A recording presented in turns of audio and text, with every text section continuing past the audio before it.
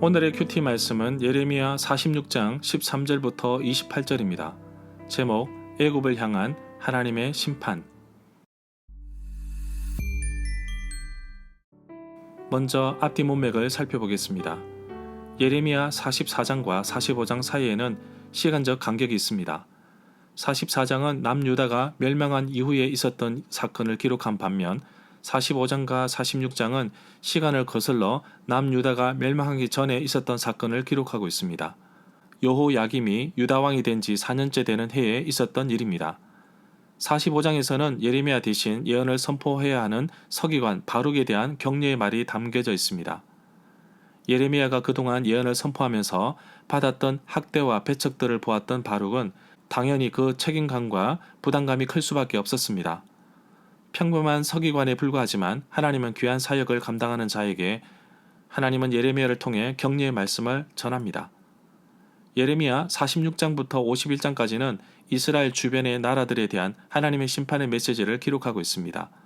첫 번째로 애굽에 대해서 기록하고 있습니다. 여호와께서 애굽을 심판하시는데 그 심판의 도구가 바로 바벨론입니다. 유다가 그토록 의지하고자 했던 애굽마저도 무너지는 것을 볼 수 있습니다. BC 605년 갈그미스 전투에서 바벨론과 애굽이 싸우는데 애굽이 패배합니다. 애굽 군대의 모습을 나일강에 비유하면서 무너지는 모습을 잘 표현하였습니다.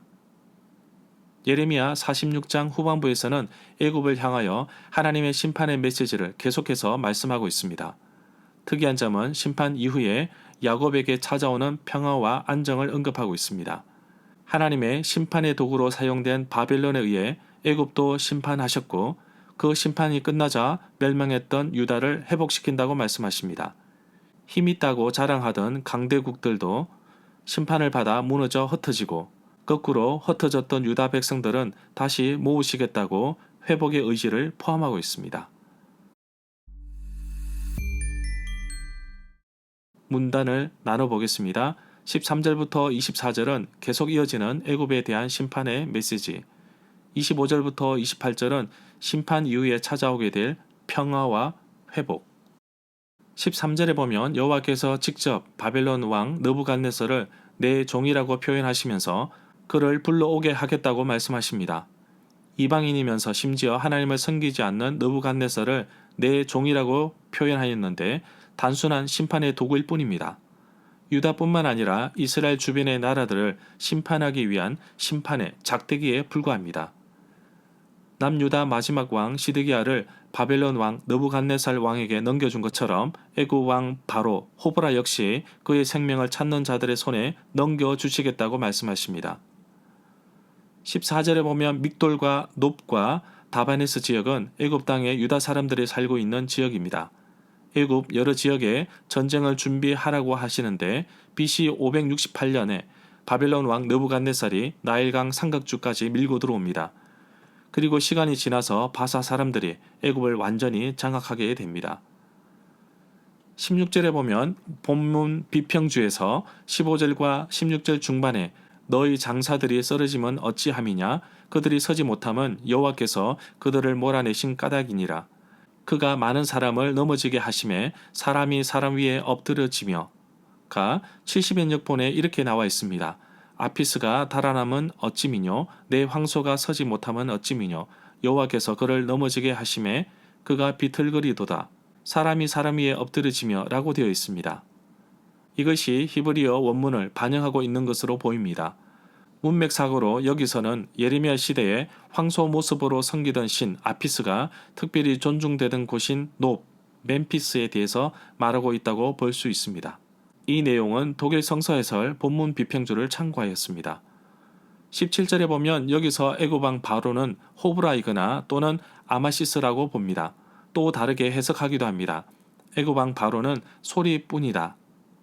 18절에 보면 다볼산과 갈멜산은 둘 다 주변에 있는 산들보다 우뚝 솟아 높습니다. 느부갓네살의 군대가 바로의 군대보다 훨씬 강하다는 것을 우회적으로 표현한 것입니다. 19절에 보면 바벨론 군대가 애굽을 공격하여 올 때에 애굽 사람들은 도망갈 수밖에 없었습니다. 20절에 보면 예레미야는 애굽을 상징하는 여러 표현 가운데 암송아지를 사용하였습니다. 북쪽에서 마구 몰려오는 쇠파리 떼는 바벨론 군대를 상징하는데 결국 애굽을 멸망시킬 장본인입니다. 22절에 보면 소리를 내며 도망가는 뱀처럼 애국 군대는 바벨론 군대에 밀려 후퇴할 수밖에 없었습니다. 24절에 보면 딸 애굽의 백성이 부끄러움을 당하고 북쪽에서 오는 적군의 손에 넘어갈 것이라고 하십니다. 25절에 보면 아몬은 오랫동안 애굽의 중심된 신으로 알려져 있습니다. 가장 규모가 컸던 아몬 신전이 오늘날 룩소르 근처의 놋, 터베에 있다고 합니다. 27절에 보면 나의 종 야곱아 너는 두려워하지 말아라고 말씀하시는데 예레미야 30장 17절에서도 말하고 있습니다. 무서워하지 말라고 하시는데 여호와께서 이스라엘을 저 먼 곳에서부터 구원하시고 후손을 포로로 잡아간 땅에서 구원할 것이니 야곱 백성은 고향 땅으로 돌아와서 다시 평화와 안정을 누릴 것이며 아무도 그들을 위협하지 못할 것이라고 하십니다. 28절에 보면 여호와의 말씀에 여호와께서 야곱과 함께 하시겠다고 하십니다. 여호와께서 야곱을 쫓아 여러 나라로 흩어 버렸지만 이제는 여호와께서 그 모든 나라들을 완전히 멸망시키겠지만 야곱만은 내가 멸망시키지 않겠다고 하십니다. 절마다 상세한 설명과 구절 해석, 핵심 내용과 중심 줄거리는 네이버 블로그에 올려져 있습니다. 내게 주시는 교훈입니다. 하나님께서 심판하시는 이유는 백성들의 범죄로 인한 이유도 있겠지만 회복을 위한 심판이기도 합니다. 가나안 땅을 버리시면서까지 그의 택하신 백성들을 포로로 멀리 보내시면서까지 심판을 하셔야 했던 것은 그렇게 해서라도 우상에서 끊어버리려고 하신 것입니다. 심판 뒤에는 회복이 있습니다. 당장에는 힘들고 어렵고 고난이지만 하나님은 심판 이후에 회복을 주시는 분이십니다. 나에게 지금 어려움이 있다면 이 또한 지나갈 것입니다. 그러나 중요한 것은 무조건 참고 견디는 것이 해답이 아닙니다. 그 기간 동안 하나님의 뜻을 묻고 하나님의 음성을 듣고 하나님과 함께하는 시간을 가져야 합니다. 38년 동안 광야에서 헤매는 시간도 70년간 바벨론에서 포로 생활하는 것도 단순히 시간만 보내기 위함이 아닙니다. 하나님 앞에서 순종하는 법을 배우고 하나님 앞에서 겸손한 모습을 배우며 하나님의 음성에 민감하여 그분의 뜻에 따라 살아가는 방법을 배우기 위함입니다. 그래서 고난은 내게 유익이며 내가 한 걸음 더 나갈 수 있도록 합니다. 그러나 그 고난을 참아내기가 여간 쉽지는 않습니다. 어르신들은 자기 십자가라고 받아들이라고 하지만 청소년 아이들과 청년들은 이러한 고난을 본 적도 경험해 본 적도 없기 때문에 정말 고난을 이겨내기가 힘들 것입니다. 하나님을 신뢰하고 의지하는 가운데 먼저 나의 잘못된 죄악의 습관을 벗어버리고 하나님 앞에서 조용히 그분의 뜻을 찾고 간구하며 나아가기를 소망합니다. 애굽은 정말 교만했습니다. 돈을 주어 용병까지 사서 바벨론에 대항해보려고 했지만 하나님께서 이끄시는 역사의 흐름을 깨뜨리지는 못했습니다. 도리어 교만하고 허풍에 빠져 있던 것을 볼 수 있습니다. 하나님은 애굽의 운명을 주관하시는 분이십니다. 그래서 유다가 의지해야 할 분은 오직 여호와 하나님이십니다. 애굽이 아니다는 것을 알아야 합니다.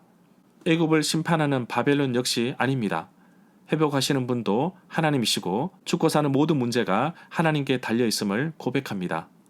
하나님, 진정한 평화와 안정은 하나님께서 주시는 것임을 깨닫고 세상에 기웃거리거나 기대지 않게 하시고 오직 소망이 하나님께 있음을 믿고 나아가는 하루가 되기를 간절히 소망합니다.